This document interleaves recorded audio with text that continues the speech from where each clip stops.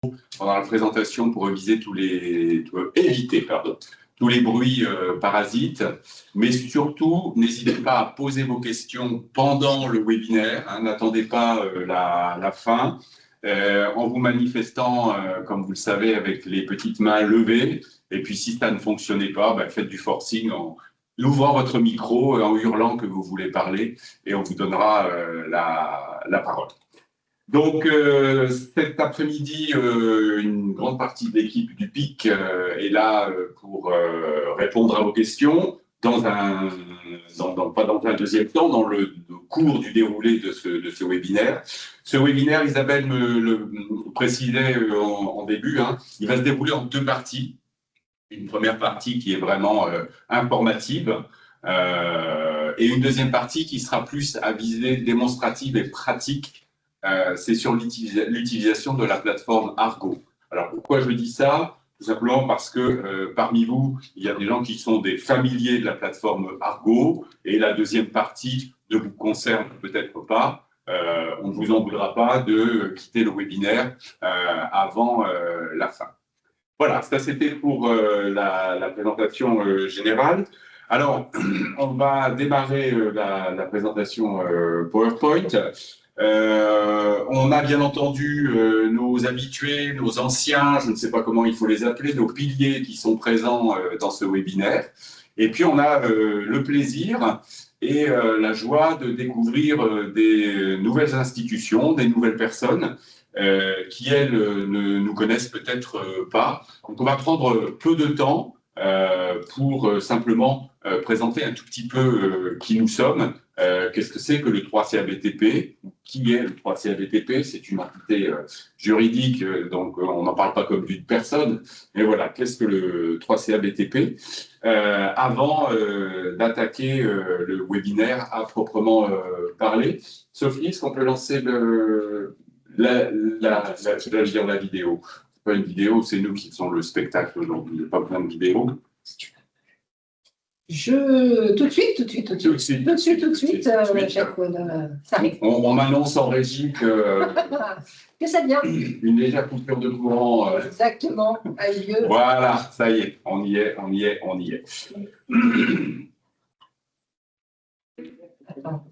Voilà, ça permet aux derniers arrivants de se positionner devant leur écran. Merci. Hop là. On est en mode présentation, c'est bon? Normalement, oui. Parfait. Alors, donc, sujet du jour, avec appel à candidats 26-28 pour la mobilité européenne. Je développe en une phrase, on aura le temps. Hein. L'idée, c'est bien ici de mobiliser vos énergies et vos associations pour les demandes de bourse et de financement Erasmus+. Trois parties, je vous disais deux tout à l'heure parce que j'ai occulté la présentation générale, hein, mais vous aurez bien ces deux grandes parties, donc à la fois les informations et derrière la saisie des flux dans la plateforme Argo. Alors, on va commencer par se présenter très rapidement. Le 3CABTP. Le 3CABTP, c'est un organisme de branche, si on peut passer à la vidéo suivante, ma très chère Sophie. C'est un organisme de branche, un outil de branche, et donc des deux branches, bâtiments et travaux publics.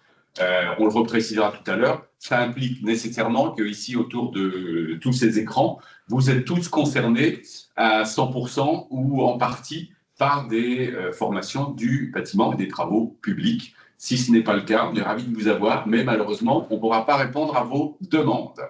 On a deux grandes missions au niveau du 3CABTP. C'est de promouvoir les métiers du BTP, et puis c'est également de mettre en œuvre les politiques de formation des deux branches. Et dans ces politiques de formation, la mobilité européenne a été non pas inscrite au patrimoine mondial du 3CABTP, mais presque. Elle est en tout cas inscrite noir sur blanc comme un des axes stratégiques de développement. Et donc, on a une action pour la mobilité internationale des apprentis du BTP. C'est même plus large que ça, puisque les personnels travaillant dans les OFA du BTP sont également éligibles à la mobilité, ainsi que les maîtres d'apprentissage. Je pense que beaucoup d'entre vous le savent autour de cette table, mais c'est parfois intéressant de le rappeler. Et notre rôle, nous, au 3CA BTP, c'est d'animer deux consortia, je ne sais pas quelle est la bonne grammaire, il y a débat autour de la question, un qui concerne l'enseignement et la formation professionnelle et un qui concerne l'enseignement supérieur. Ce sont deux sous-programmes différents dans la nomenclature Erasmus+, qui donnent lieu à des financements différents, à des modes de fonctionnement un petit peu différents. Et c'est pour ça que nous sommes obligés d'avoir ces deux consortiums.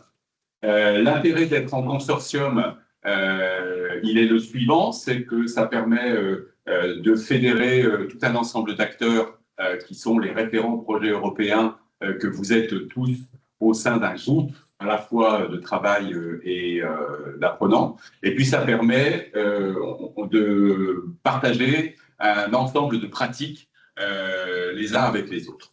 Et sans rentrer dans les détails, notre relation avec l'agence Erasmus+ est la suivante, c'est que le 3CA BTP peut servir d'intermédiaire entre vous, quand je dis vous, c'est vos organismes de formation, et l'agence Erasmus+. Nous avons contracté avec eux, nous sommes accrédités pour la période 2021-2027, ce qui nous donne droit à des financements simplifiés, je n'ai pas dit supplémentaires ou qui nous sont favorisés, hein, simplement la demande est simplifiée et l'appel à candidats d'aujourd'hui est justement fait dans ce sens. Il nous faut, avant de faire une demande de financement, connaître vos demandes, vos besoins, on va y revenir tout à l'heure, et c'est donc notre action ici. Et puis bien entendu, on ne va pas parler des cofinancements, mais il est important que vous le sachiez dans le cadre de ce webinaire. Bien entendu, vous avez le financement Erasmus+, qui nous occupe aujourd'hui, mais vous avez également un financement 3CA BTP, qu'on a longtemps appelé complémentaire, mais qui aujourd'hui est carrément un cofinancement, puisque on finance à hauteur de 30-35% sur la mobilité dans l'EFP et à près de 60% dans l'enseignement supérieur. Donc, ce qui vous montre quand même l'engagement sérieux et conséquent du 3CA BTP sur fonds propres pour la mobilité européenne. On a la chance d'avoir un conseil d'administration qui non seulement nous donne des directions, des directives, mais qui met à disposition les moyens humains et financiers pour y arriver. Les moyens humains, ils sont devant vous, presque tous. Je vous présente Sophie Maurice, qui est là juste en face de moi, qui est les plus chargée du développement des partenariats, mais pas que. Vanda Nico, qui travaille avec Isabelle Nico, toutes les deux sur les aspects administratifs et financiers. Donc Isabelle est la grande prêtresse de ce webinaire et de toute la partie finance. Et puis moi-même, qui ai repris la tête du pôle internationalisation des compétences depuis le départ en retraite de Marek. Peut-être que certains d'entre vous apprennent sa retraite aujourd'hui, il est parti au mois de juillet. Et voilà. Et puis il y a Nelly qui n'est pas là aujourd'hui parce qu'elle est en congé, que vous connaissez, que vous découvrirez. Voilà, je vais laisser la parole à Isabelle maintenant. Et puis nous interviendrons si nécessaire. Et surtout, vous n'hésitez pas à poser des questions si nécessaire lorsque vous voulez un éclaircissement ou vous avez besoin de préciser quelque chose. Bon webinaire à tous. Alors, quel est l'objectif, sont les objectifs de cet appel à candidats? Pour rappel, c'est, comme Pierre vous l'a dit, pour obtenir des financements pour vos mobilités européennes, donc soit des financements Erasmus. Oui, j'entendais parler, pardon. Merci de couper vos micros, à moins que ce soit une question. Soit des financements Erasmus, soit des financements... Sur le plan professionnel en bas d'atelier... Merci de couper vos micros, s'il vous plaît. Il y a un micro qui est ouvert, il y a une personne qui parle. Soit des financements Erasmus et 3CA BTP. Un petit rappel, pour obtenir des financements uniquement 3CA BTP, il faut que vous fassiez soit déjà partie d'un consortium Erasmus, soit que vous ayez votre propre convention et accréditation Erasmus. Sinon, c'est parce que les financements 3CA BTP s'alignent sur les critères qualité Erasmus et sur le programme Erasmus. Alors, cet appel à candidats, il va concerner, ce sont des flux que nous allons demander, parce que nous allons demander un nombre de bourses auprès de l'agence Erasmus, et ce sont les flux de mobilité que vous envisagez, en gros, pour l'année scolaire 26-27. Donc, pour ceux qui font déjà partie de nos consortiums ou qui nous ont déjà demandé des bourses l'année dernière en fin d'année, parce que c'est toujours en fin d'année qu'on fait ces demandes auprès de l'agence Erasmus, il ne faudra pas redéclarer ce que vous avez déjà déclaré l'année dernière. Donc, c'est tout ce qui concerne l'année scolaire à venir. Voilà, ça c'est bien clair pour tout le monde, hein. On parle bien pour le nouvel appel, vos demandes de bourse, vos besoins en mobilité sur l'année scolaire 2026-2027. Ça ne concerne donc pas le premier semestre 2027, le 26, pardon, Voilà. qui lui était inclus dans l'appel de l'an dernier. Ah, attendez, on a un petit bug.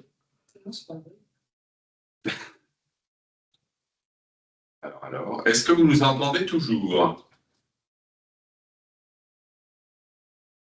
Oui, bonjour Pierre. Oui. Très bien. Oui, oui, Vous ne voyez plus le on entend. PowerPoint.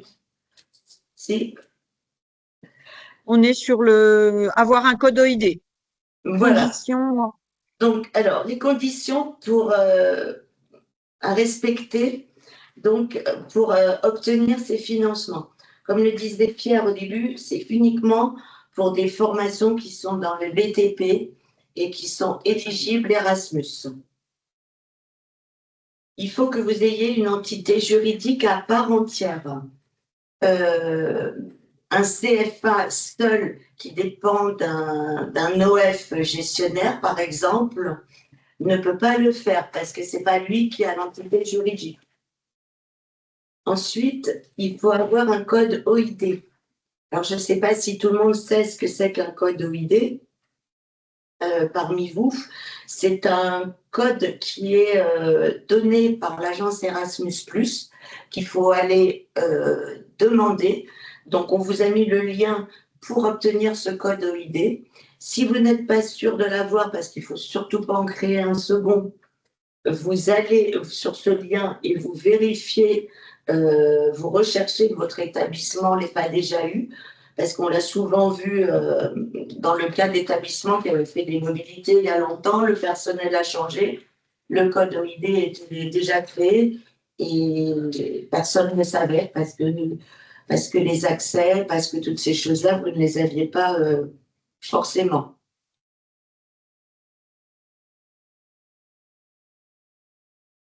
C'est clair pour vous de ce côté-là?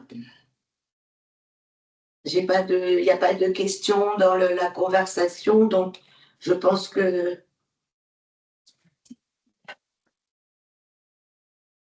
Apparemment, c'est bon, Isabelle, on peut continuer. Alors, pour tout ça, pour faire cette demande de financement, il va falloir nous donner des informations. Alors, il s'agit bien d'informations quantitatives et qualitatives, mais pas de prévisions budgétaires. C'est-à-dire que vous allez avoir besoin d'un certain nombre de bourses. Donc, il va falloir nous préciser pour quel métier, pour quel diplôme, pour quel pays. Le pays est important parce que le groupe pays influe sur le montant des bourses que va nous accorder l'agence Erasmus+. Peut-être, Isabelle, je rajoute sur ce point-là.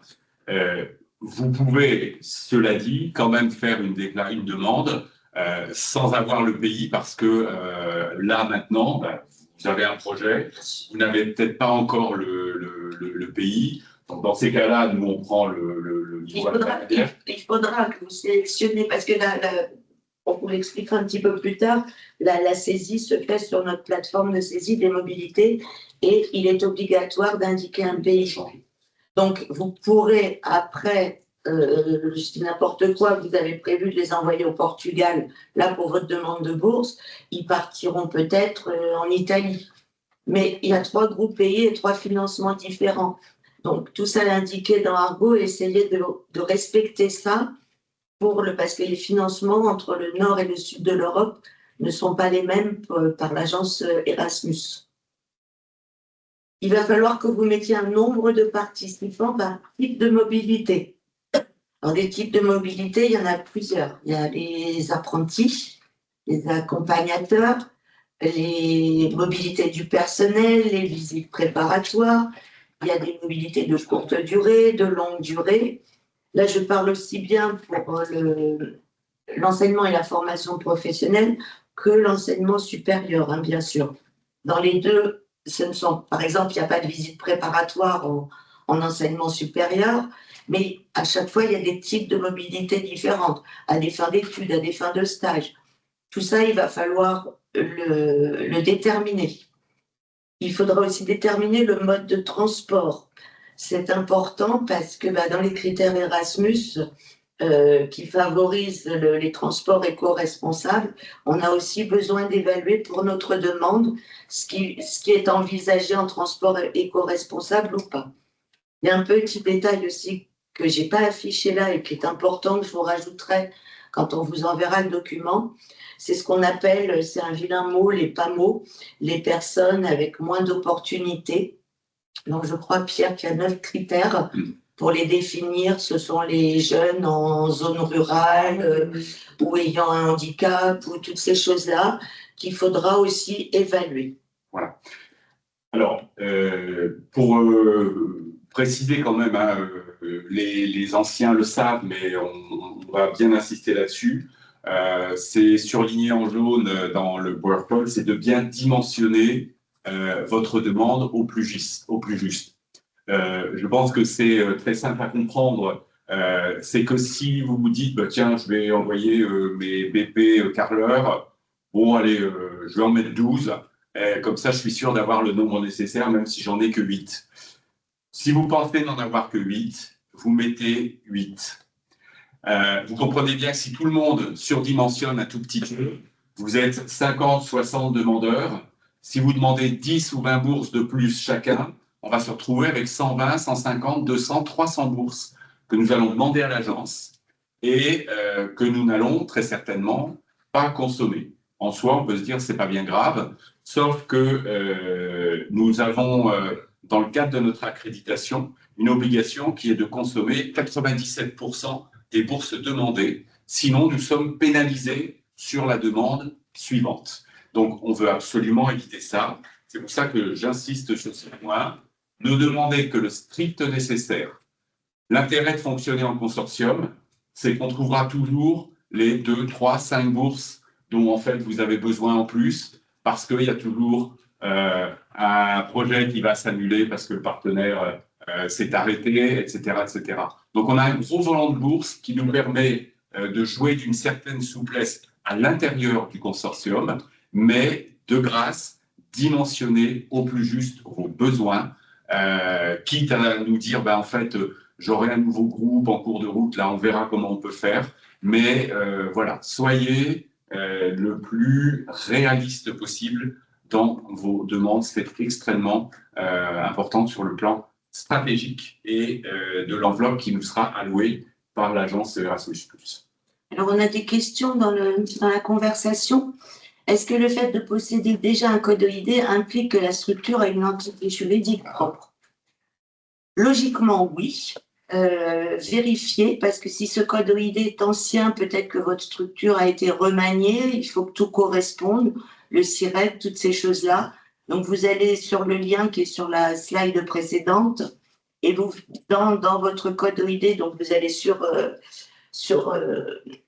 le lien et vous vérifiez que toutes les informations sont à jour. C'est vraiment important. parce que l'agence refusera si toutes les informations ne sont pas à jour. Après, David qui nous dit quelle est la date butoir pour saisir sur la plateforme. On va y revenir après, je peux déjà vous le dire, c'est le 15 janvier 26. Mais on va y revenir après, David. Vous avez d'autres questions là sur les quantitatifs? Parce que la question que vous êtes nombreux souvent à vous poser, c'est je ne sais pas, et comme disait Pierre, oh, je ne sais pas, allez, je vais leur en demander 15, on verra, je les ferai pas. Il faut vraiment que vous soyez sûr et vous allez voir dans la slide suivante aussi qu'on va vous demander de vous engager sur vos demandes parce que c'est important tout simplement. On va changer de slide. Alors, comment effectuer votre demande? Alors, pour les primo-demandeurs, parce que on a vu que dans les inscrits à ce webinaire, il y a plein de gens qu'on ne connaît pas encore, ou on connaît de nom, mais qui ne sont pas dans nos consortia ou qui ne nous ont jamais demandé de financement. Il faudra qu'ils fassent un mail à Sophie, qui est en face de moi, pour vérifier avec elle toutes les conditions d'éligibilité de vos demandes. Vous avez aussi sur le site du 3CA BTP l'ensemble des informations dans le lien qui vous est donné sur tout ce qu'on vient déjà de voir sur qui est le 3CA BTP, pourquoi on lance cet appel à candidats, les conditions, tout est réuni. Donc, vous pouvez déjà lire tout ça et contacter Sophie qui vous dira si vous êtes en mesure de faire ces demandes. Pour tous ceux qui nous connaissent déjà, qui sont membres des consortiums et qui sont déjà référencés, vous connaissez notre plateforme de gestion des mobilités. Vous vous connectez avec vos identifiants, tout simplement. Et le tuto sera, le guide, tout sera expliqué après. On vous montrera. Alors quand même, je voudrais rajouter pour les primo-demandeurs,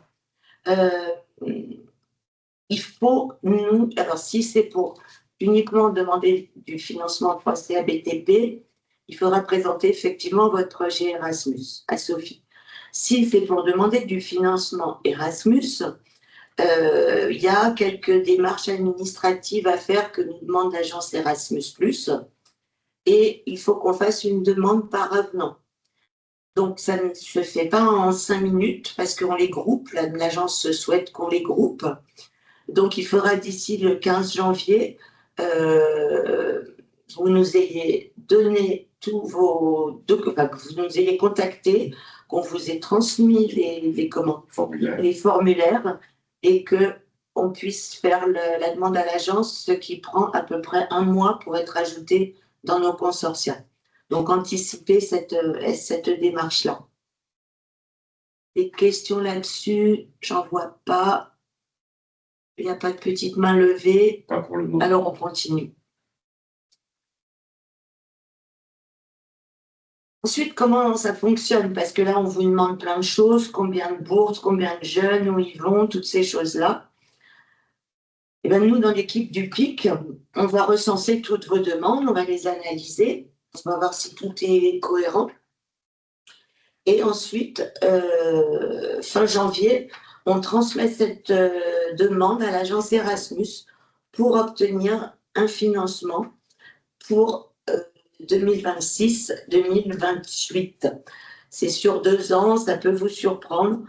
Comme on sait que vous ne pouvez pas prévoir des mobilités 2 ans à l'avance, que c'est vraiment trop difficile, c'est pour ça qu'on vous les demande qu'un an, enfin que sur l'année scolaire future.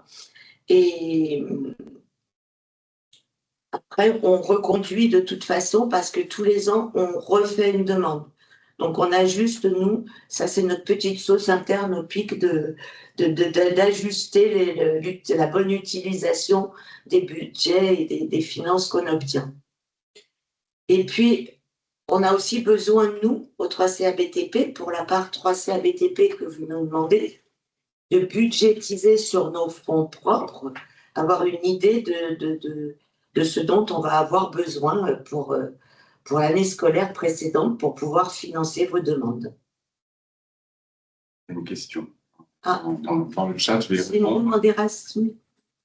Désolée, c'est moi qui ai fait une demande et ça n'a pas du tout écrit comme je voulais.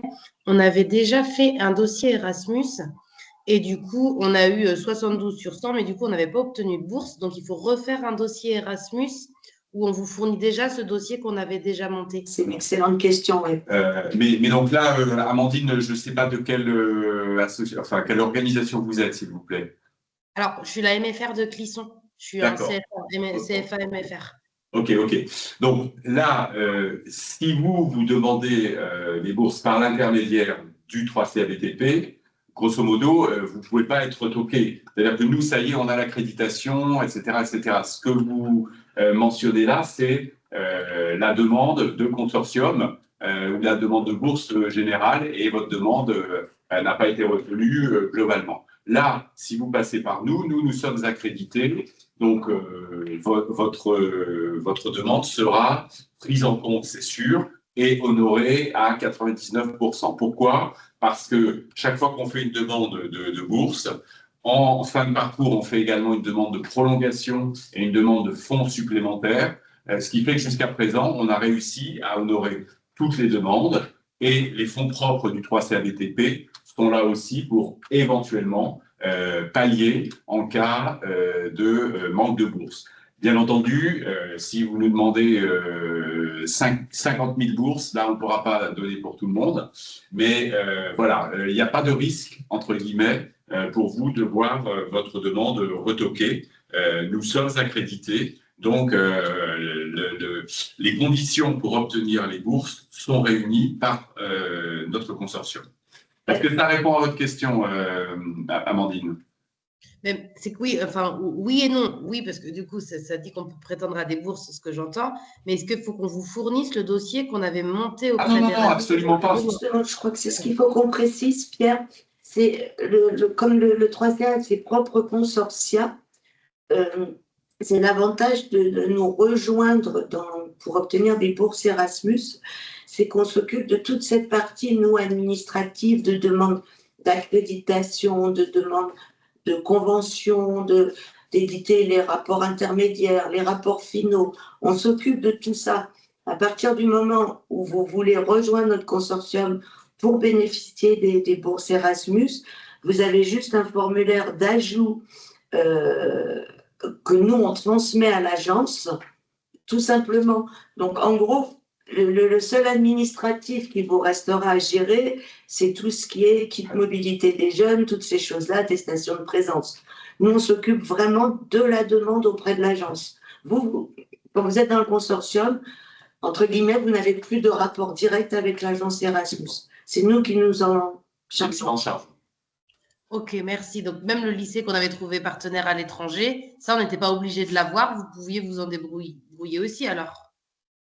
C'est à vous de trouver vos partenaires à l'étranger, par contre. Voilà. Oui, Nous, on peut vous aider dans vos démarches, mais c'est à vous. On ne vous donne pas un carnet d'entreprise et de choses comme ça.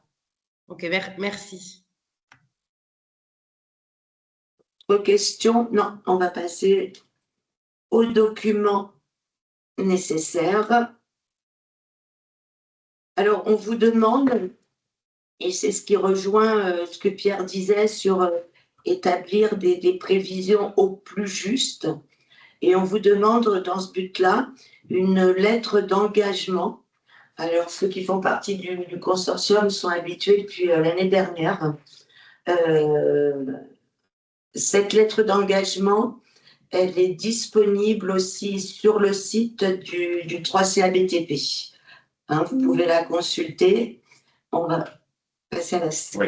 Alors, simplement, je pense que vous comprenez sans difficulté l'intérêt de cette lettre d'engagement. C'est-à-dire qu'à partir du moment où nous, le 3CABTP, nous sommes l'interlocuteur de l'agence, nous sommes obligés de prendre des garanties d'engagement auprès de chacun d'entre vous pour respecter à la fois les critères qualité de l'agence et les nôtres, et surtout pour respecter vos engagements en matière de demande. Ce n'est pas une formalité. Je vous demande de bien lire cette lettre d'engagement, de voir à quoi elle vous engage, au risque d'employer 2 fois le même mot dans la même phrase, parce que, voilà, c'est pas je vais demander au 3 BTP, puis bah non, en fin de compte, je ne vais pas le faire. L'idée, hein, c'est d'être vraiment sur une adhésion pleine et entière à la vie du consortium et au respect des règles du jeu, entre guillemets, auxquelles vous êtes soumis. Donc, lorsque vous signez cette lettre d'engagement, vous vous engagez de façon responsable et juridique par rapport à vos demandes. C'est pour ça que c'est votre représentant légal qui doit signer cette lettre. Alors, le représentant légal, c'est pas le directeur, c'est votre président ou votre proviseur, parce que ça implique que ce soit une stratégie au niveau de votre hiérarchie qui soit décidée pour la mobilité. C'est pour ça que c'est absolument eux qui doivent signer. On a une question de Caroline. Oui, bonjour. Bonjour, C'en est une par consortium ou ça fait où il y a une lettre qui fait et EFP et en sup ou il en faut 2? Alors, c'est une par consortium, une pour l'EFP, une pour l'ENSUP. Merci. Autre chose? On va donc passer à la slide suivante. Alors, cette lettre d'engagement, elle est toujours au même endroit, téléchargeable sur le site du 3CABTP. Suivez ce lien, c'est là où vous avez vraiment tous les documents de l'appel à candidats. On ne pourra pas accepter donc de demande sans cette lettre d'engagement. Pour ceux qui sont déjà habitués à la plateforme Argo de gestion des mobilités, vous pouvez la télécharger aussi sur Argo et la remettre dans la partie documents, engagements. Voilà, si vous vous posez des questions, Vanda et moi sommes là pour vous guider si vous avez des petits soucis sur Argo avec la lettre d'engagement, mais vous avez été rodés l'année dernière, vous aviez fait ça comme des pros. Il y a une question de Claire. Oui, bonjour à tous. Isabelle, la lettre d'engagement, une fois qu'elle a été signée, il n'y a pas besoin de le refaire tous les ans, c'est acté, c'est… Non, c'est une lettre d'engagement par année, par demande, par appel à candidat. Puisque chaque année, c'est un nouvel appel à candidat, chaque année, il faut la refaire. Ah, ok, d'accord. Elle n'est pas pluriannuelle, oui. D'accord, ok, merci, ça répond à ma question. Merci bien. Voilà. Donc, c'est important de la poser aussi, hein, parce que beaucoup d'entre vous sont concernés. On a des gens qui sont dans nos consortiums depuis plusieurs années. Tous les ans, il faut, c'est l'administratif, on ne peut pas y couper, refaire cette demande. Bon, c'est pas une grosse charge administrative, mais il faut le faire, c'est important. Valérie. Oui, bonjour à tous. Valérie Husson, Vigrette. On t'entend très mal, Valérie. Ah, vous m'entendez très mal. Comment ça se fait? Oui. Vous En m'entendez fait, mieux, le là? son est très faible. La qualité du son est bonne, mais on a l'impression que tu es sous une couverture. Ah, alors comment ça se fait? Approche ton micro. Est-ce que là, vous m'entendez mieux? Un petit peu. Un petit peu. Ah ouais, j'ai un problème de micro, on me le dit depuis quelque temps. Voilà. Est-ce que cette lettre d'engagement, vous allez nous l'envoyer par mail aussi, ou c'est à nous d'aller sur Argo tout seul et d'y penser? Vous pouvez aller sur Argo tout seul, je pense, maintenant. Mais Oui, on oui, peut d'accord. vous l'envoyer. Si vraiment Non, mais vous ne la c'est pour trouvez pas qu'on oublie. pas, On pourra vous l'envoyer avec le replay et le. Non, c'est juste pour pas qu'on oublie, quoi. Voilà, il faut Et penser à sinon, aller sur elle est Argo. téléchargeable et sur le site et sur Argo. Ah, d'accord. Ok, très bien. Merci. Est-ce que dans tout, parce que bon, je pense que tous ceux qui font partie de nos consortia sont plus aguerris, est-ce que dans les personnes qui nous découvrent, qui nous rencontrent pour la première fois, il y a des questions? Est-ce que ça vous paraît clair? Parce qu'on a essayé de résumer en peu de temps des choses qui sont peut-être un peu compliquées. Il n'y a plus de questions du tout. Ah, j'ai un peu plus. Bon, en tout cas, hein, même si les questions viennent après le webinaire, ce qui arrivera certainement, vous pouvez aussi contacter Isabelle et Vanda.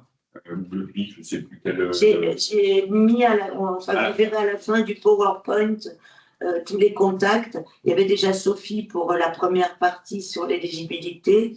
Et pour tout ce qui est Argo, j'ai mis tous les contacts, vous verrez dans le document après. Donc, si vous en étiez super clair, moi je suis contente, puisqu'il n'y a pas de questions. Ou alors ils sont anesthésiés. Exactement. Je sais pas. Par le trop plein Je sais pas. On va passer à la seconde partie, c'est la saisie sur Argo.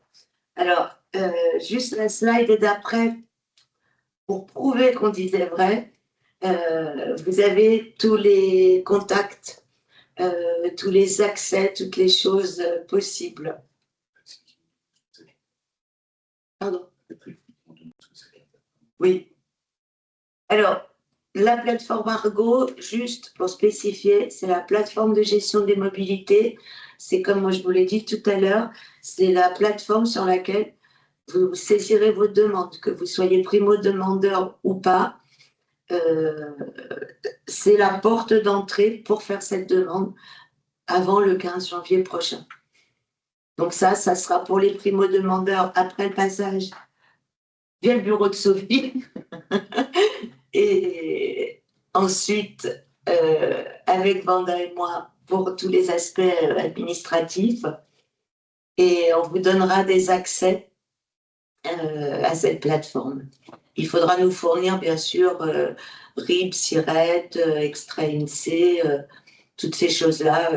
Mais bon, c'est assez simple. Voilà. Et comme l'a dit Isabelle, cette plateforme, c'est une porte d'entrée dans notre consortium. Là, vous allez y faire vos demandes de bourse, mais lorsque ces demandes seront prises en compte et acceptées, toute la gestion des projets de mobilité qui se mettront en place par la suite se fera également par l'intermédiaire de cette plateforme à partir de ces flux que vous aurez déclarés. Vous aurez toute la vie de votre projet qui va se mettre en place derrière. Donc, ce n'est pas seulement une plateforme de demande. Là, aujourd'hui, elle se présente à vous sous cet aspect-là, mais ça va bien au-delà, d'où l'intérêt de saisir le mieux possible dès l'entrée dedans pour qu'on ait tous les éléments nécessaires pour la suite. Voilà. Et sur la slide suivante, pour ceux qui vont peut-être quitter, là, parce qu'ils n'ont peut-être pas envie de suivre, comme disait Pierre au début, toute la démonstration sur la plateforme, Sophie, la saisie des demandes, elle commence en gros aujourd'hui et sa date limite, c'est le 15 janvier 2026. Et là, j'insiste vraiment sur les dates limites parce que souvent, vous débordez et pour nous, c'est complètement ingérable de faire des rajouts.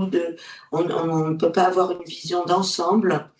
Donc vraiment, le 15 janvier au soir, on ne prendra plus aucune demande.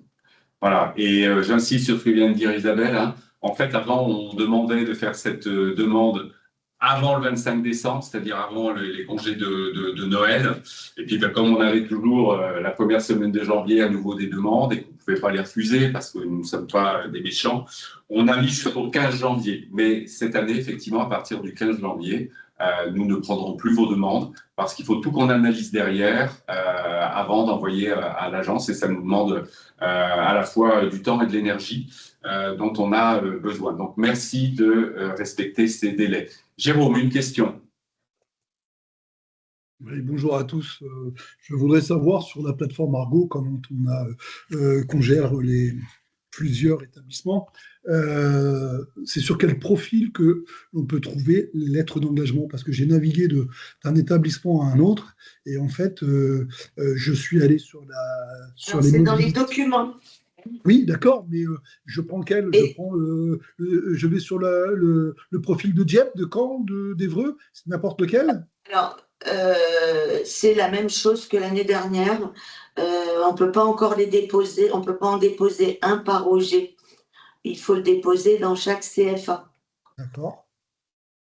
Donc, tu en fais un seul, bien sûr, tu en fais signer un seul pour l'ensemble de Normandie et qu'il va falloir redéposer sur chaque CFA. Ce n'est pas très long, hein, il suffit de le glisser dans le dossier.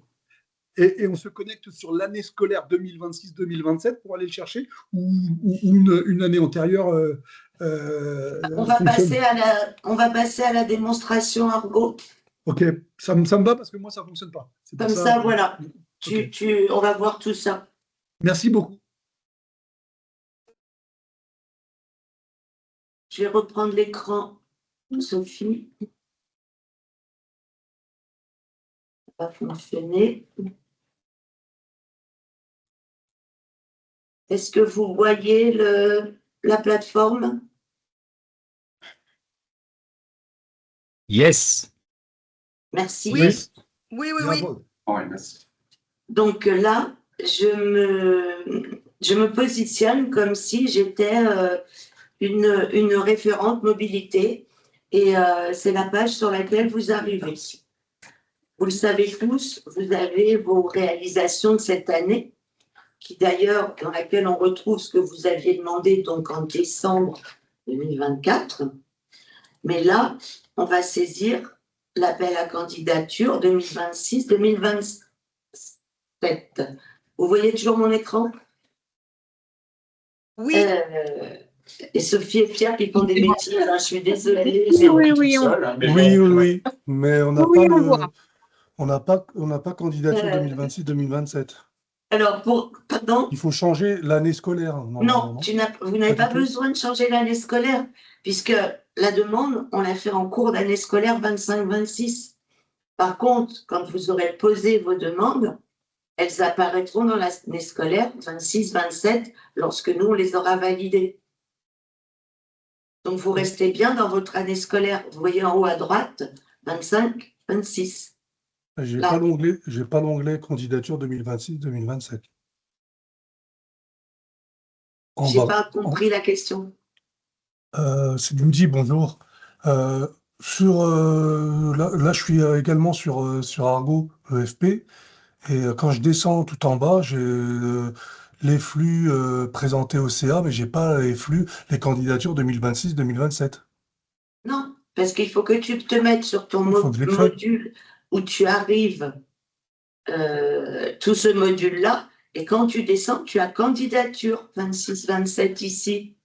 Non, je l'ai pas. Si. Regarde, je vais le mettre chez toi. Toi, c'est Meurthe-et-Moselle. Hein, Non, BTP, c'est Ardennes. Ah oui, Ardennes. Attends, on mélange pas les torsions et les serviettes. Hein. Regarde, je vais le mettre chez toi, dans les Ardennes. T'as vu la technique pour qu'on s'occupe de mon dossier en priorité? Ouais, j'ai vu ça, ouais, c'est malin. Ouais. Moi aussi, j'ai un problème. Regarde, là, je suis chez toi. Je suis chez toi, Judy. Oui. Effectivement, tu as tes mobilités 25-26, dont celles qui sont passées au CA. Mais si tu descends un tout petit peu plus bas, tu as tes candidatures 26-27. Parce que je suis rentré dans mobilité 2025-2026. C'est pour ça que je ne les avais pas. Ok, ça va. Donc, vous voyez la redoutable efficacité d'Isabelle et aussi le fait qu'elle peut aller voir tout ce qui se passe chez vous. Donc, elle peut absolument tout surveiller et elle saura vous rappeler lorsqu'il y a une petite coquille ou une petite erreur qui se glisse. Je suis l'œil de Moscou. Judy, si tu es un petit nouveau, on va t'accompagner, t'inquiète. Je devais pas venir mardi, je vais venir finalement. Si on peut continuer, si ça ne vous ennuie pas, parce qu'on est quand même nombreux. Donc, on descend dans cette partie-là, vos candidatures. Les fameux documents, Jérôme, pour lesquels tu posais la question, tu es dans l'année prochaine, tes candidatures, tu vas dans documents. Je clique, il ne se passe rien. C'est bien, tu peux. Il y a 2 secondes, ça fonctionnait. Alors pour moi, ça a fonctionné. Je l'ai fait générer, lettre d'engagement générée. Oui, ça marche. Ça fonctionne, Isabelle. Un instant, j'ai un petit problème de connexion. Ouais. C'est tout le monde. Donc, on va dans documents. Et là, on a engagement.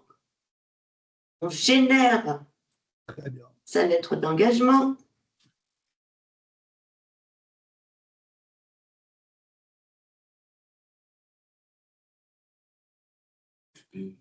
Elle est là. C'est la version initiale. On la télécharge.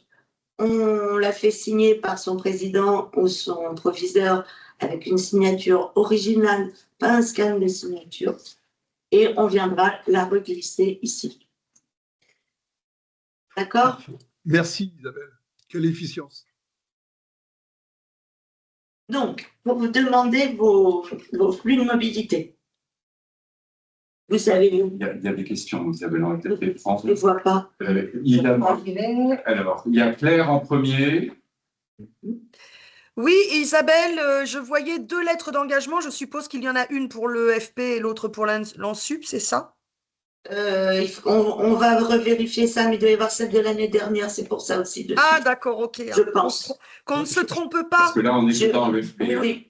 On est dans le FP. Bah oui, c'est pour ça que j'en voyais 2, alors je me posais la question. Oui, mais je vais vérifier après, j'ai vu ça aussi, et là, je vous dirai tout ça. Ok, Merci. on a Lydia également qui posait une question. Bonjour Lydia.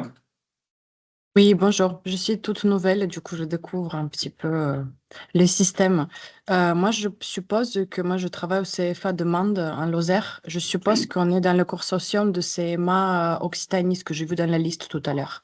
Au niveau de la lettre d'engagement, il faudrait que moi, je fasse signer la lettre d'engagement par mon président ou comment ça se passe?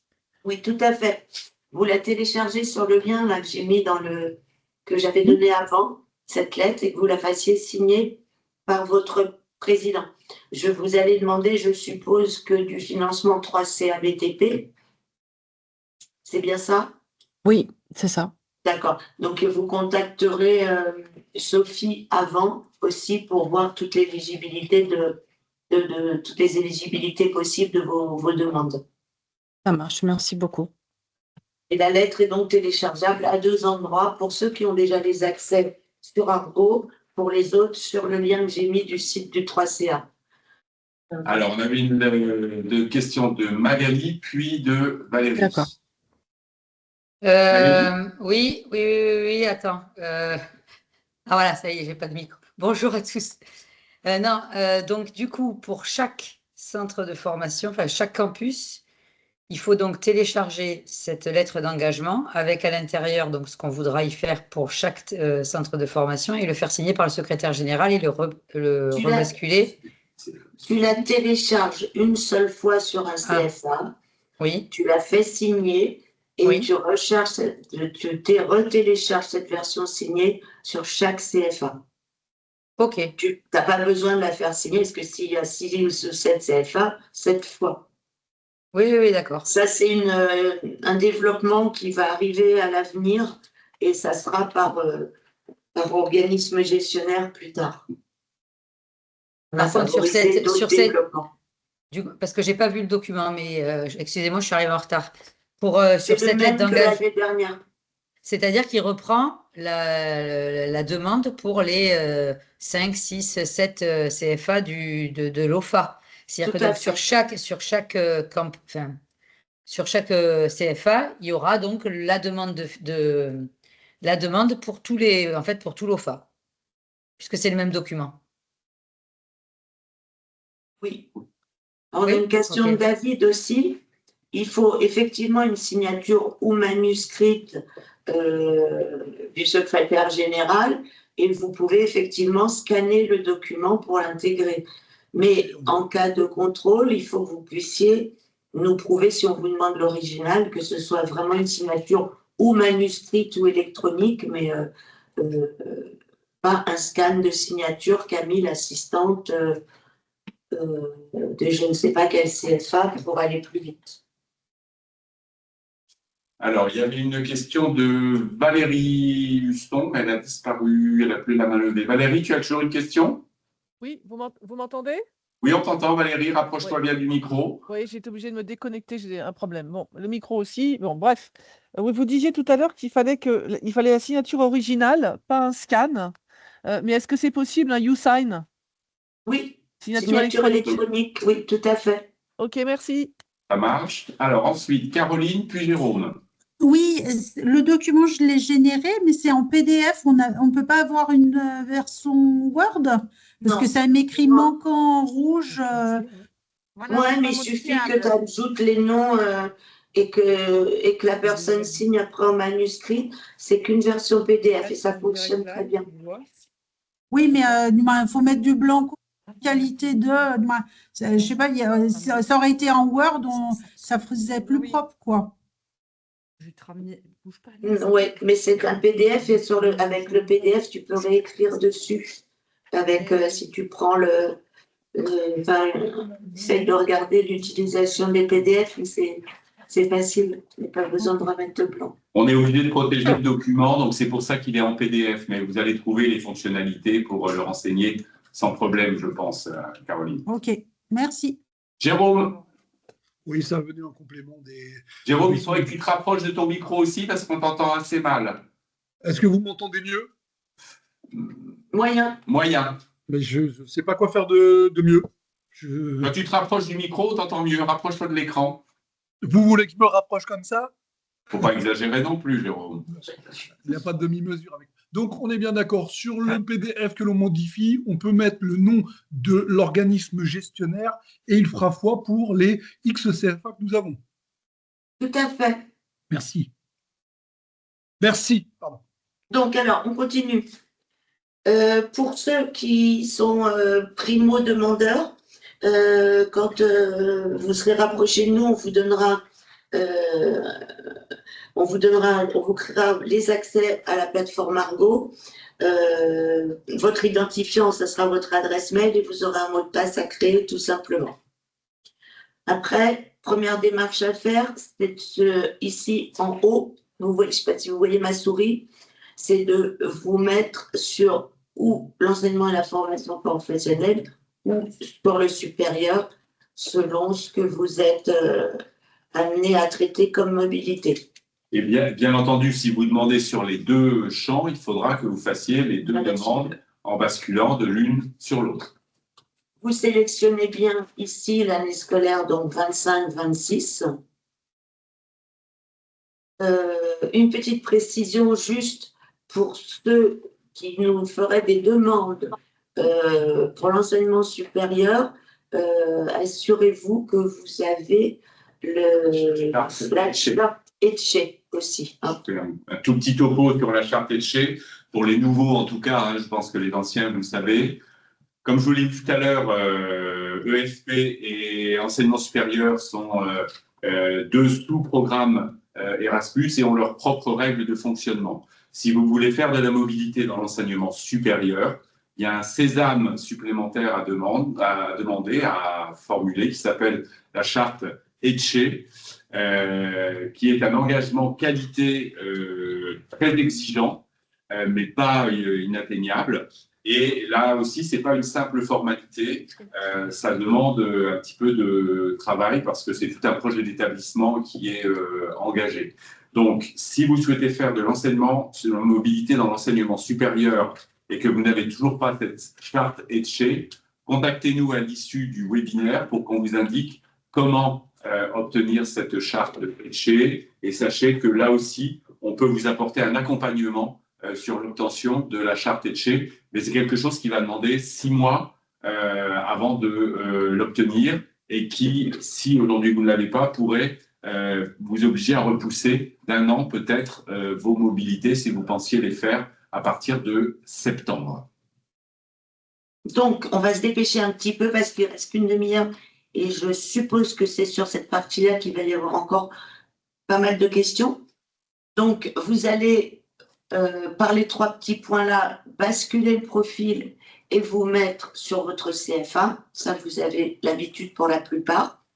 Et vous allez donc dans les candidatures. Si vous vous posez la question, mince, qu'est-ce que j'avais déclaré l'année dernière, je ne me souviens plus, vous retrouvez tout au-dessus dans vos mobilités 2025-2026. Donc, tout ce qui se trouve là ne doit absolument pas se retrouver dans votre candidature. Donc, je clique sur candidature. Et puis, alors moi, je suis dans mon établissement test, hein, là, donc j'en ai déjà une. Vous n'avez pas la même, tout à fait le même écran que moi. Vous ne vous souciez pas des cases rejetées, validées, tout validé. Vous n'avez pas ça. Je veux créer une nouvelle candidature. Donc, je clique sur le petit plus. Là, il faut que je confirme avoir lu et compris les conditions de réaliser. Ce sont tous les critères Erasmus hein, qu'on a réécrits là. Vous indiquez le type de financement que vous sollicitez. si c'est uniquement Erasmus, uniquement 3CA BTP ou bien les deux. Là, moi, je vais sélectionner les deux dans mon exemple. On a le cas, parce que le financement 3CA BTP, alors on n'a pas pu tout vous détailler là, en 1h30, c'était trop court, mais le financement 3CA BTP est en deux parties. Il y a des frais de gestion pour l'OF et il y a des frais de voyage et hébergement pour le participant. Ce qui est courant en enseignement supérieur, c'est de pas forcément tout prendre parce qu'ils sont financés sur forfait. Enfin bon, on va pas rentrer dans tous ces détails-là parce que là, on va se noyer. Et donc là, moi, je vais demander un financement 3CA BTP complet, participants et frais de gestion. Je clique sur suivant. Je vais sélectionner l'activité de la mobilité. Elle est dans 98% des cas, ce sont des mobilités que vous faites de courte durée à des fins d'apprentissage. Alors, je vous ai édité un petit guide dans lequel je vous ai souligné en jaune, que ce soit pour l'enseignement et la formation professionnelle et l'enseignement supérieur, tout ce qui est le plus demandé. À la base, tout est éligible, mais tout ce qui sortira de ce qu'on a entouré en jaune, vous nous poserez des questions avant pour voir si c'est faisable. Il ne faut pas confondre, ce qui est souvent fait en EFP, c'est la mobilité de groupe. Parce que le 3CA BTP fait de la mobilité en groupe. Et la mobilité en groupe, c'est de la mobilité de courte durée à des fins d'apprentissage. C'est-à-dire que les jeunes partent tous ensemble, mais ils n'ont pas forcément le même contrat pédagogique, ils n'ont pas forcément la même entreprise d'accueil. Donc, vous restez sur la mobilité de courte durée à des fins d'apprentissage. Bon, c'est une mobilité physique. Suivant. Je vais cliquer dans la destination. Et là, je vais choisir au hasard. Voilà, je me suis mise sur l'Allemagne. Je reclique aux alentours d'eux et je vais dire que je veux aller vers Leipzig. J'ai cliqué sur la petite carte et ça me l'indique automatiquement. Comme votre CFA est localisé dans Argo, la bande kilométrique s'affiche automatiquement. Vous n'avez pas à rechercher. Si jamais vous ne retrouviez pas votre ville, là, vous avez accès au calculateur de l'agence.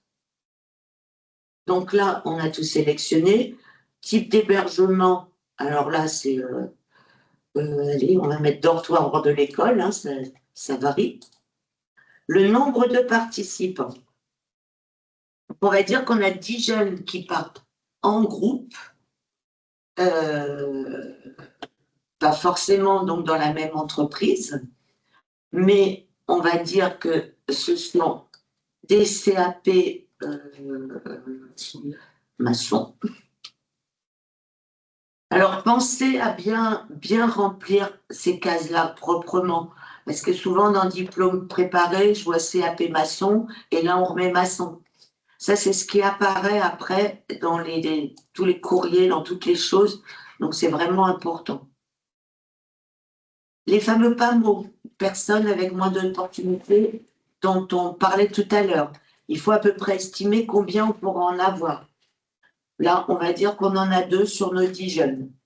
Là, on vous a remis, vous voyez, les critères dessous. On a ajouté des petites notes parce que on a constaté que dans l'enseignement supérieur, c'est plutôt des mobilités d'une personne. Ils sont tous des ingénieurs et tous dans le même métier. Donc, pour vous y retrouver, vous pouvez mettre le nom du jeune ici, vous pouvez mettre que c'est tel formateur. Ce sont vos petites notes à vous, vous avez 120 caractères. Ça, c'est une petite nouveauté qui va vous aider pour vos saisies. Donc là, moi, qu'est-ce que je vais mettre? C'est Jean le Curieux qui va partir.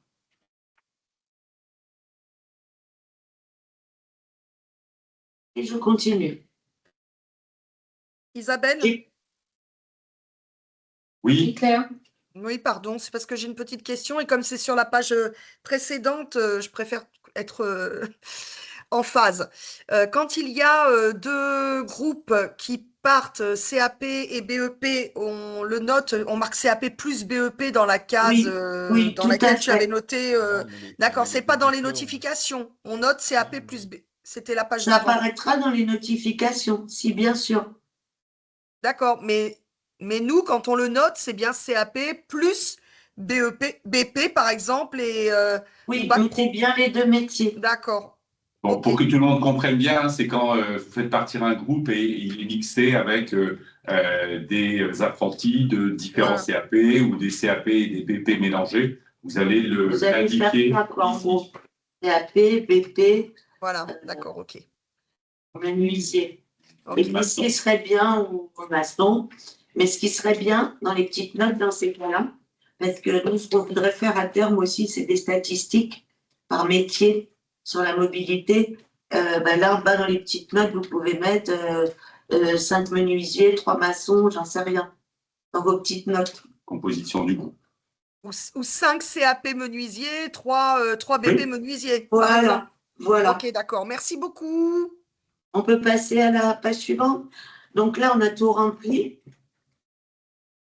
Le nombre de jours d'activité. Avant, il fallait que vous le remplissiez d'emblée, que vous le connaissiez. Là, vous n'avez pas besoin.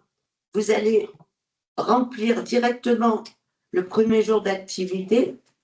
Donc, souvent, alors là, on va aller donc sur l'année scolaire 2026. On va dire qu'ils partent le 7 septembre 2026. On va dire qu'ils rentrent, comme il y a 10 jours, un minimum d'activité. Donc, on va les faire rentrer le vendredi 18. Et vous voyez, le nombre de jours s'affiche. Et pour les mobilités longues, c'est un gros progrès. Vous n'avez plus à calculer le nombre de jours.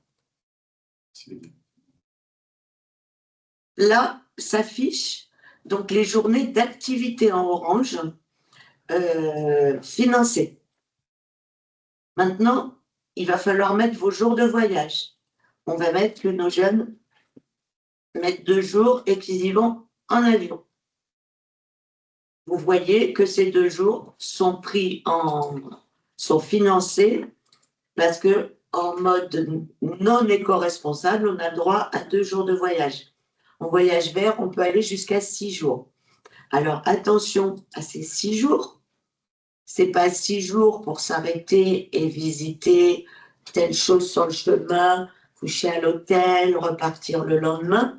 C'est vraiment que le voyage va nécessiter 6 jours complets.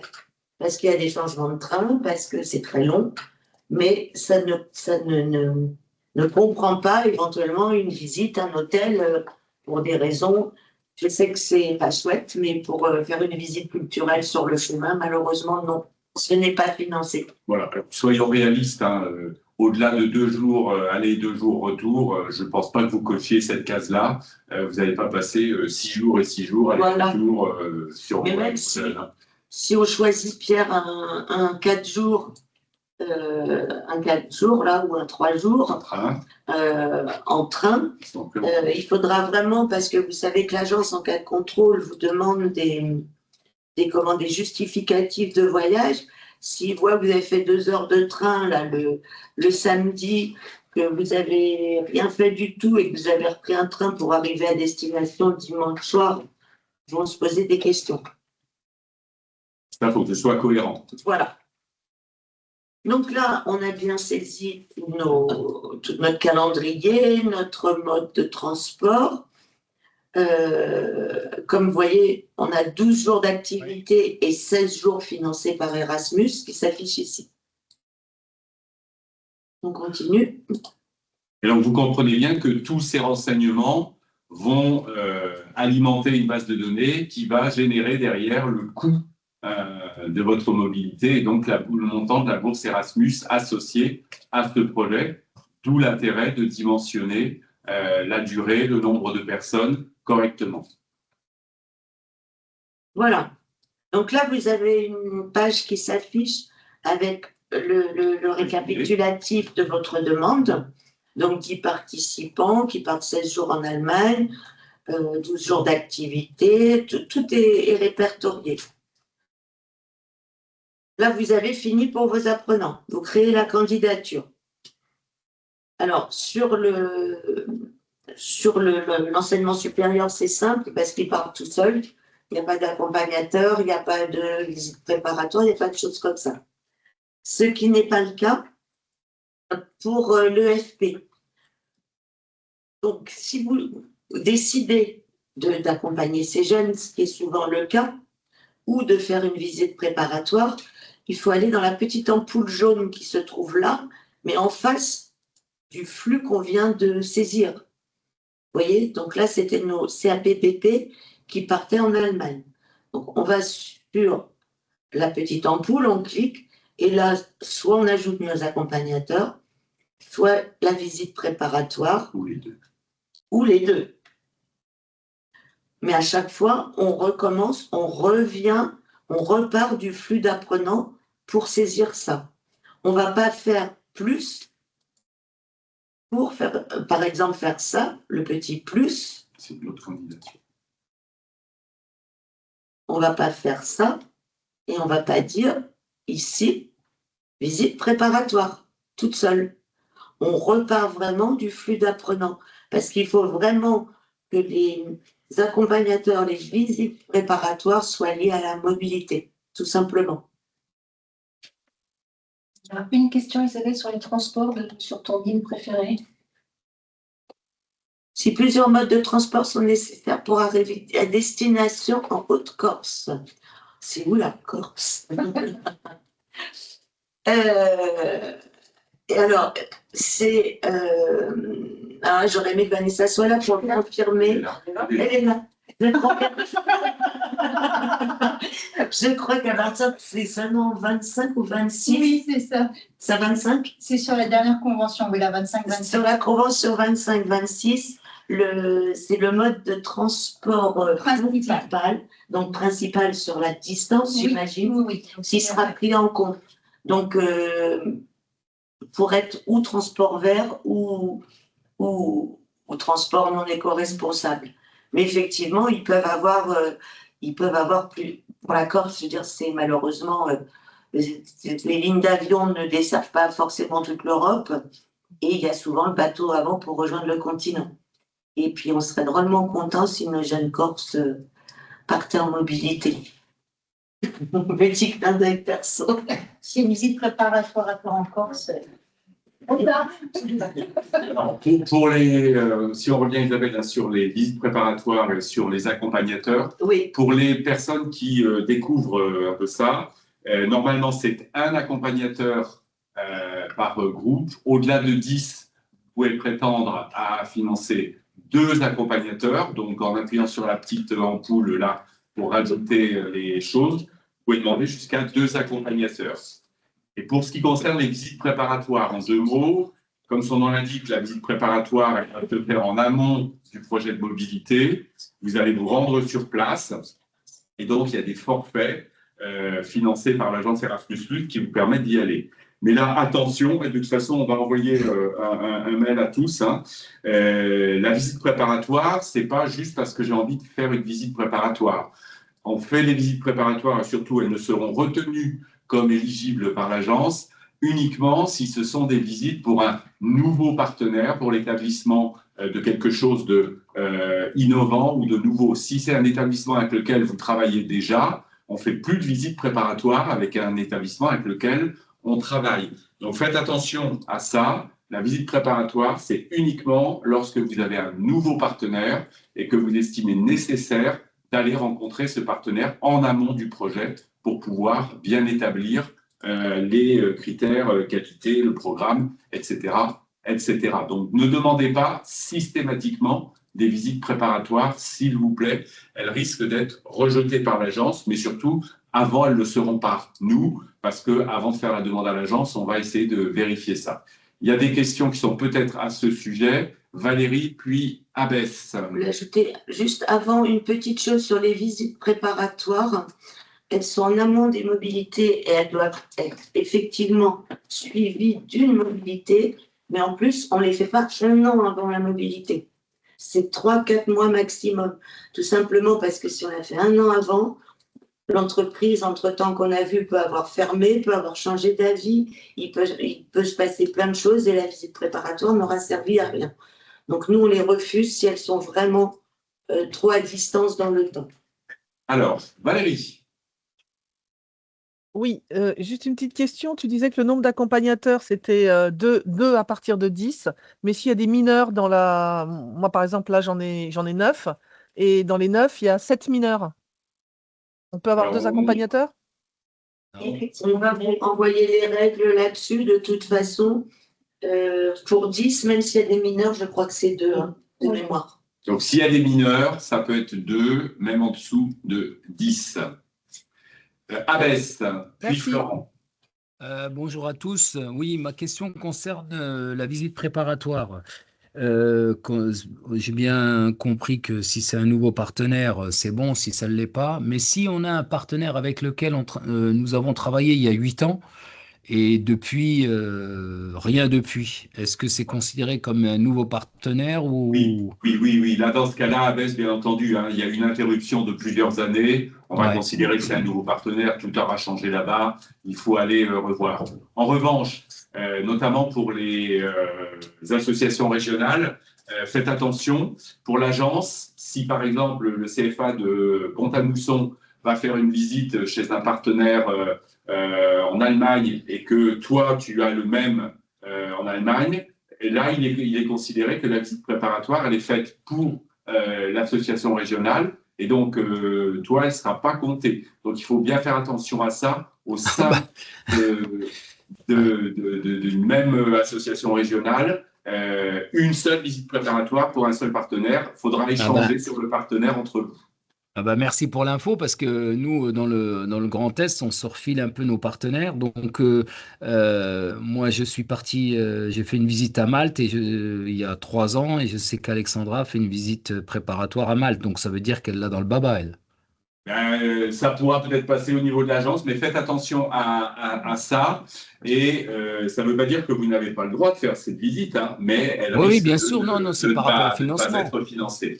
Et c'est les règles de l'agence, c'est le code ID qui est pris en compte. Ils disent, voilà, il y a eu une visite préparatoire d'un organisme avec ce code ID. C'est fait, il ne peut pas y en avoir. Je t'entends bien sur l'aspect pratique, Abès, ce que ça peut représenter, mais malheureusement, ce sont les règles de l'agence. Et l'agence nous a redit que ça ne faisait pas partie, les visites préparatoires, des priorités. Merci Pierre, parce que franchement, cette info, on ne l'avait pas. Nous, on pensait que c'était une visite préparatoire par campus, tu vois. On l'a exhumé là pour se garantir et faire attention. Oralement. Donc voilà. Merci. Bonjour à toutes et à tous. Juste pour être clair sur le positionnement de l'agence sur les visites préparatoires. L'agence encourage vivement l'organisation de visites préparatoires, mais par contre, le financement par un forfait au titre de la visite préparatoire, il doit vraiment être utilisé à la marge pour des cas spécifiques qui ont été précédemment énumérés. Donc, vous avez tout intérêt après à mobiliser d'autres financements ou vos fonds propres, ou parce que vous avez pu optimiser les financements reçus, vous avez pu dégager une trésorerie pour financer votre visite préparatoire, de la faire. Mais c'est qu'en tout cas, l'attribution d'un forfait au titre de la visite préparatoire n'est pas automatique et doit vraiment répondre à ces fameux critères. Voilà. Et le forfait, pour rappel, est de 680 €. Et pour un maximum de 3 personnes. Et là aussi, il n'y a peut-être pas toujours besoin de 3 personnes. On va vous faire un petit courrier en ce sens. Il y avait Florent qui avait une question, puis Magali, puis Kamel. Et après, on va continuer. Oui, bonjour. Je voudrais avoir juste une précision là aussi sur la visite préparatoire, puisque j'ai entendu qu'il fallait... Enfin, j'ai cru comprendre récemment, les choses ont peut-être un peu évolué, qu'il fallait que débouche de la visite préparatoire une mobilité. J'ai pas compris, Florent. Il faut que débouche de la visite préparatoire, faut que la visite préparatoire débouche sur une mobilité. Alors, je dirais plutôt, c'est parce qu'il y a une mobilité qui est vraiment en route qu'il y a une visite préparatoire. Une visite préparatoire, c'est pas une visite de prospection, c'est pas une recherche de partenaires, c'est vraiment inclus dans un projet de mobilité qui est en cours, qui est en route. Alors moi, c'est le cas, mais la difficulté, ça veut dire que si on se rend compte en allant faire la visite préparatoire que finalement, ça n'est Ça pas se en fera pas. adéquation, du coup, on a plus de financement, c'est ça? Alors non, c'est pas ça du tout. Ça veut dire que la visite préparatoire, elle aura aussi servi à ça. Ça arrive malheureusement, rarement, mais ça arrive. On se rend compte sur place que tout ce qu'on avait prévu par mail, par échange visio, eh ben, sur place, ça marche pas. Ben, la visite préparatoire, elle aura servi à éviter une plantade complète de tout un groupe. Donc celle-ci, elle sera financée. Il n'y a pas de problème. Derrière, il n'y a pas obligation de résultat derrière la visite préparatoire. Dans 99% des cas, la visite va se faire, mais ça peut être l'occasion de se rendre compte. Et on a eu le cas en Estonie, je crois, où on s'est rendu compte que les conditions de sécurité sur les chantiers, dans les ateliers, n'étaient absolument pas acceptables. Ben, ils ont dit, ben, non, on ne viendra pas chez vous, malheureusement, on ne peut pas y aller. Donc, ça marche dans ces cas. C'est pour ça qu'il ne faut pas négliger vos rapports et bien les conserver. Voilà. De visite préparatoire. Magali, puis Kamel. Oui, mais j'avais alors, deux petites questions. Donc, effectivement, une visite préparatoire par OFA pour un même partenaire, mais partenaire, si par exemple un OFA, un des campus envoie je sais pas, des menuisiers, donc ils font une visite préparatoire parce qu'effectivement, ils vont aller visiter les entreprises. C'est pas le fait d'aller voir forcément le partenaire ou le centre de formation, mais c'est d'aller visiter les entreprises pour vérifier que tout colle. Et si un autre campus y va, mais pour un autre métier, est-ce que dans ces cas-là, le fait que ce soit des entreprises différentes et qu'on aille vérifier que les conditions de sécurité soient réunies, est-ce que ça peut être considéré comme possible de faire donc ces deux visites préparatoires pour deux campus sur une même destination avec peut-être un même partenaire, c'est-à-dire centre de formation qui nous accompagne pour trouver des entreprises, mais qui ne seront pas dans le même secteur d'activité? Donc, une double réponse. Hein. Est-ce qu'elle est possible 2 fois? Oui. Ce n'est pas qu'elle est impossible, hein, oui. Mais elle ne sera financée qu'une seule fois. Je préfère vous dire ça plutôt que de vous dire, voilà, ça pourrait, etc. Il y a peu de chances que ça passe. Donc là, il faudra trouver d'autres biais, de la visio, des choses comme ça, pour pouvoir vous assurer ou si vous savez que vous allez envoyer après des menuisiers, après les maçons, quand votre groupe de maçons est là-bas, il faut dire aux 2 formateurs accompagnateurs, profite de ton séjour là-bas pour aller voir un peu auprès des entreprises, même si ce n'est pas ton métier. Voilà, c'est ce genre d'arrangement qu'il faut trouver, ou alors il faut financer sur fonds propres. Pierre, je crois qu'on va continuer sur l'appel à candidats, qui est quand même le sujet principal d'aujourd'hui. On reviendra vers vous pour les visites préparatoires pour clarifier tout ça. Mais il faut que vous puissiez faire votre saisie d'appel à candidature. Okay. On en était justement où on saisit ou les accompagnateurs ou les visites préparatoires, donc dans la petite ampoule, et on le rattache bien au flux d'apprenants. Donc, on va ajouter nos accompagnateurs. Voilà, on va dire qu'il n'y en a qu'un seul. Vous voyez, automatiquement, le diplôme, tout se remet. Nombre de PAMO. Alors là, ce n'est pas PAMO dans vos jeunes, mais PAMO éventuellement si votre accompagnateur est PAMO lui-même. Vos petites notes, vous pouvez les rajouter toujours. Vous voyez, tout s'affiche. Le nombre de jours de voyage, toutes ces choses-là. Si votre accompagnateur, par exemple, ne fait qu'emmener les jeunes et reste que 3 jours, il faudra penser à modifier toutes ces données-là, bien sûr. Là, on va faire comme si notre accompagnateur était sur toute la durée du voyage avec les jeunes. Pareil, page récapitulative, on crée la candidature. Donc, on voit bien que pour l'Allemagne, on a notre flux d'apprenants, nos accompagnateurs. Et si on veut ajouter une VP, voilà. Et on peut rajouter une VP, la fameuse VP. Si elle correspond aux critères qu'on vient de définir, on n'y revient pas parce que ce n'était pas l'objet du... Voilà. Vous pouvez toujours nous contacter pour vos visites préparatoires. Donc, il y a aussi une petite chose. Alors, je sais que je crois que je vais faire au moins 2 heureuses. On va passer sur l'enseignement supérieur rapidement. Et j'en ai deux. Je ne sais pas si Maureen est là aussi, mais je veux qu'elles aient les yeux qui fassent $. Dans leur candidature. Je suis là. On te fait des cœurs. Non, bah c'est bien aussi. C'est mieux que les $. Là, j'ai fait une première candidature, hein, par exemple, de BTS. Mais vous, c'est souvent votre ingénieur. Alors, vous avez vos pays, vos dates un peu à changer, mais c'est tout. Mais au lieu de le faire 50 fois, vous allez sur ce petit symbole. Et là, ça duplique. Vous avez juste ça à reconfirmer. Et vous voyez, ça vous remet tout. Donc, tous ceux qui partent avec les mêmes critères, vous n'avez pas à tout resélectionner à chaque fois. Moi, j'ai des cœurs. Voilà. Faites les bons tuyaux.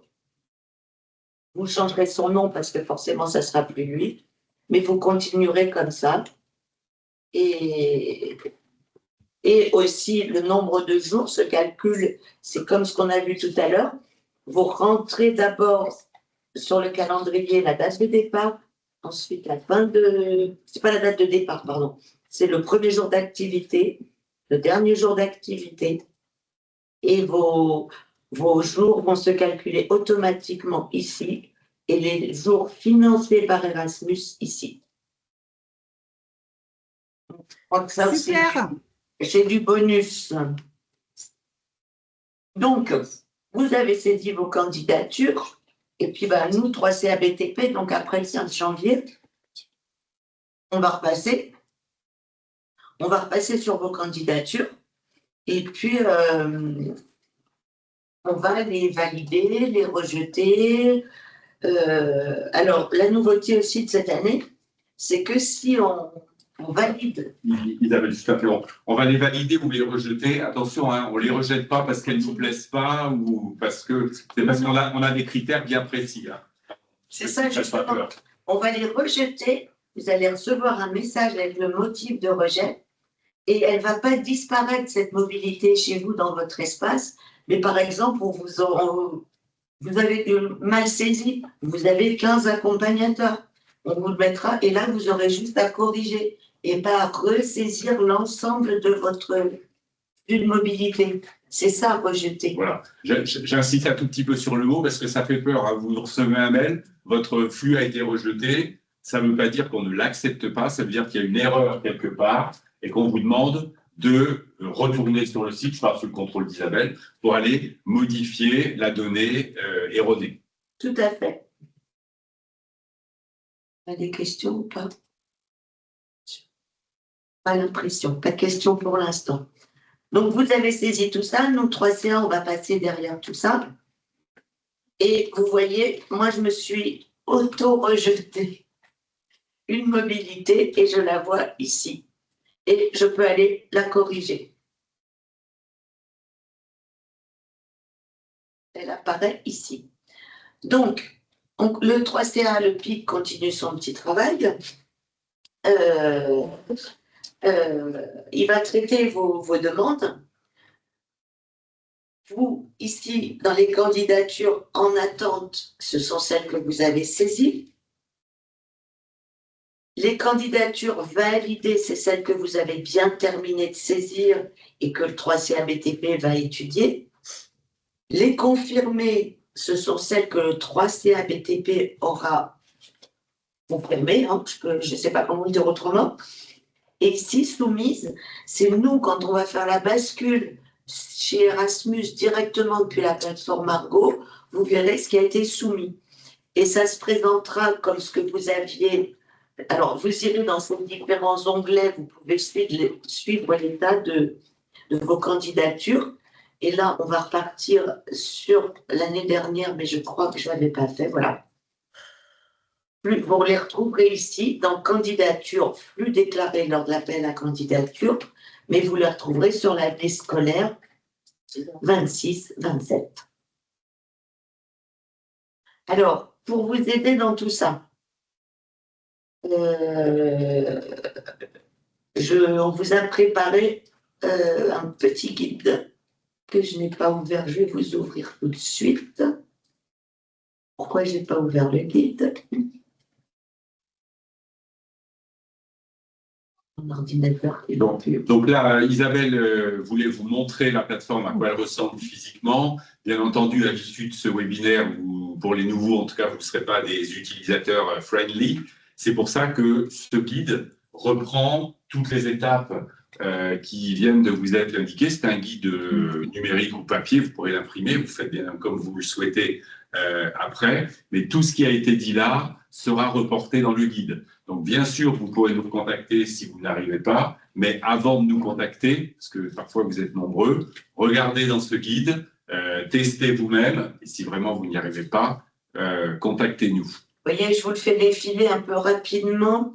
Peut-être que c'est petit, je ne sais pas si vous voyez très bien. C'est un guide, on va pas... Non, on ne prend pas tout.